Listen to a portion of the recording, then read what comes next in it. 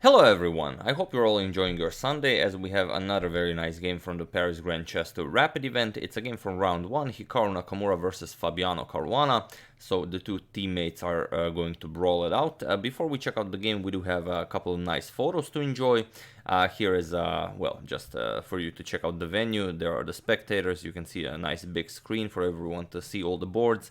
Grishuk here also seems to prefer checking out the boards in the 2D preview instead of just, checking the actual boards, even though he has access to all the players. But it's not something, extraordinary. A lot of people prefer the 2D view to the actual 3D boards. So there's that, and also here we have a nice photo of the handshake between the two players before the actual game. There you have it, Nakamura and Caruana. You can see that, well, there is no eye contact, which is something very that happens very often in high-level chess. And also you can see that Nakamura doesn't have a single bottle of water with him. It's hard to say why this is so. Maybe he just decided he will not be thirsty as it's only a rapid event. Maybe his sponsorship with Red Bull doesn't allow him to have any other, branded bottles next to him. Or maybe he just lost the Red Bull sponsorship. I have no idea. Maybe he's just protesting to all the plastic bottles. So that's why he's out of it. But, it really is a mystery. We're going to have to check out more photos from the other rounds to get to the bottom of this. But getting back to the game, Nakamura has the white pieces and he opens with d4.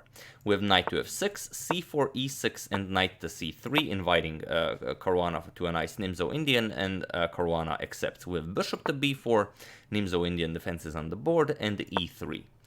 We have castles by Caruana, bishop to d3, and now c5, just challenging the center. Knight to e2, defending the d4 pawn, and now even d5. So a lot of tension in the center. Nakamura trades ones with pawn captures, and now castles. And now the main idea is just knight c6, continue to develop your pieces. But here Caruana chooses a very rare line, c4, which does grab more space, but on the other hand, it leaves the fight for the central squares unattended, so to say, as you will no longer be able to challenge white's d4 pawn. So bishop to c2, and the white will be able to challenge your c4 pawn whenever white feels like it would b3. But okay, knight to c6, Caruana prepared this line, and now there are two games that reach this position. One continued f3, one continued b3, just challenging the c4 pawn right away. But Nakamura plays a3, and it's a new move in this position. So it's Nakamura who surprises Caruana in this situation with bishop to a5 and only now f3. So Nakamura probably found in his home analysis that the inclusion of a3 is good here for white.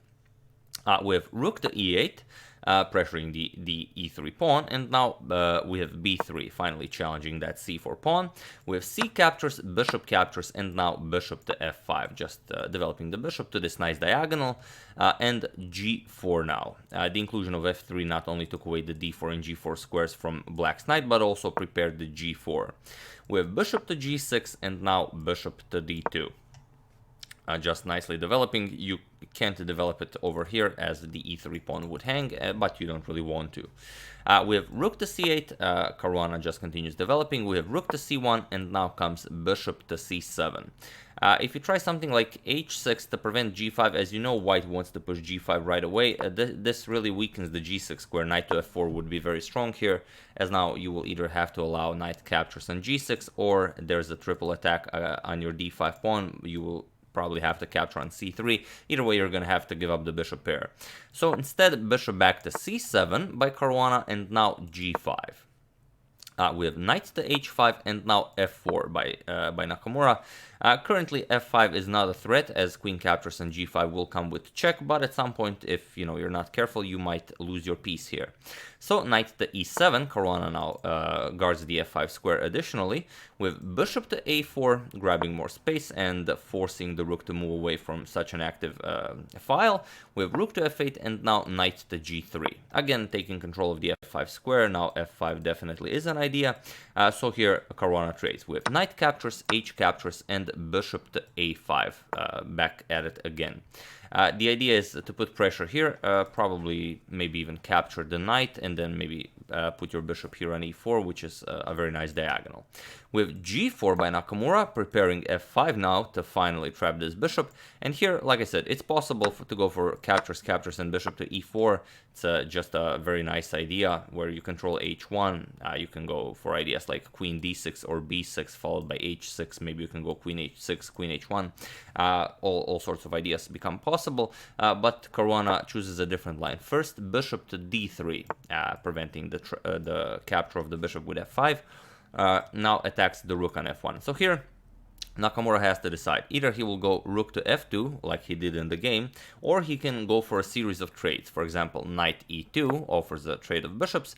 Bishop captures, queen captures, attacks the bishop here. Bishop captures, queen captures. Now a nice trade of rooks can occur. And then at the end of this, well, a long exchange line, queen a5, just putting pressure on the bishop and on the a3 pawn. So you can either move the bishop, allow this capture, but then you get this very nice rook lift with rook to c7, or you can try to defend it, something like queen to d1, but again, a6, b5 will push away the bishop, you can grab the a3 pawn. So it's a bit of a trade-off, but black should have the upper hand here.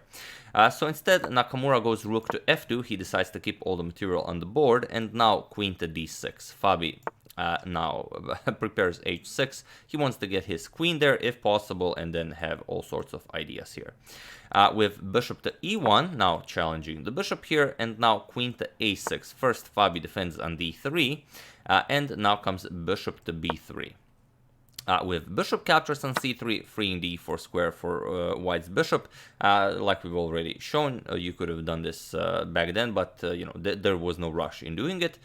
With rook captures on, sorry, not rook captures, but bishop captures on c3, and now bishop to e4, finally grabbing this beautiful diagonal. And now, like I said, the idea is h6, and hopefully you can do something like this. With bishop to b4, you still can't get rid of this light square bishop. This is the problem, because this bishop is on c3 here. So bishop b4 offers a trade of rooks, but also challenges the knight. Well, the knight here. With captures once, queen captures, and now rook to c8 unpins, and now the knight can finally move. With queen to f1 offering a queen trade, and now Fabi finds queen to b6, saying, okay, you can capture my knight, but I'm going to capture your bishop, and you're going to lose very quickly. My bishop is much better than your bishop. I'm going to play rook c3, maybe capture here, and you will lose this game for sure. So after queen b6, we have queen to d1. Now taking control of the c2 square, again hoping for bishop to c2, but Fabi doesn't allow it. We have queen to c7, taking control of the c2 square, and now comes rook back to f1. With a5, pushing the bishop back, bishop to d2, and now comes queen to d6. Again, the idea is h6 and trying to break through on the king side. With a4 by Nakamura, and now finally h6. So here, if you capture, like I said, you get this, and then there's really not much white can do. Here you can start running away with your king, but this will end pretty badly for white. So here you probably want to play something like queen e1, try and get your queen maybe to help out with the defense, wait for black to capture on g5 if black really wants to. But here Nakamura decided to play g6, just push that pawn, keep the h-file closed, but it doesn't help him all that much. Now, Caruana played knight captures on g6 with bishop captures on a5. Nakamura grabs another pawn, and now queen to a3. A beautiful move by Caruana, where the b3 bishop is paralyzed. You can't move it here, you can't move it here. Black really controls the c2 square, you can't go here, and it's going to be very hard to defend here. Bishop back to d2 by Nakamura, and now comes knight to h4. And now the threat is knight to f3 check, which really can't be stopped. Here, a sturdier defense than what Nakamura played could have been something like king f2, but still knight f3 will win the game. The threat is the simple knight captures here, and then after queen captures, you lose the bishop on b3. But even after bishop c1 and attack against the queen, you can play rook captures on c1, and then after queen captures, capture the bishop next. Or instead, you could try bishop to a5, not allow this capture with the rook, but then queen b2 check. And again, you either block with the queen and lose the bishop, or you go here, and then you get a nice queen to h2 mate. So even though it seems like a sturdier defense, it's really not. Nakamura played g5, but here Caruana just played knight to f3 check, and it was in this position that Nakamura resigned the game. Due to the line we've just shown. After the king moves, you're gonna just capture the bishop, queen captures, and well, you just hang your light square bishop, and it's a game over for white. Not only are you down a piece, but you know, it's just a beautiful piece, a true monster bishop. Nothing on the board can oppose it. It's just beautiful. Might even use this as a thumbnail. So yeah, that's the game, round 1, Nakamura versus Caruana. Caruana won this very nicely, really just a superior performance. And also we mentioned that we're going to check out the standings after I show one more game. So there you have it. Caruana in the lead with 5 points, also sharing lead Vishwanathan Anand, also 5 points. Then we have Maxim Vasyl-Lagrave and Jan Krzysztof Duda with 4 points. With 3 points, Jan Nepomniachtchi and Alexander Grishuk. Then with 2 points, Hikaru Nakamura and Daniil Dubov. And lastly, with 1 point, Anish Giri and Shahriar Mamedyarov. Mamedyarov just finished winning the FIDE Grand Prix in Riga, Latvia, and then he had a shaky start here. So it probably takes him a while to shift from classical to rapid time format. But yeah, I do hope you enjoyed it. I would like to thank Calciu, Donald Hughes, Jimmy Hernandez, Borislav Milanovic, and Clark Archer for your contribution to my channel. Thank you a lot, I really appreciate it.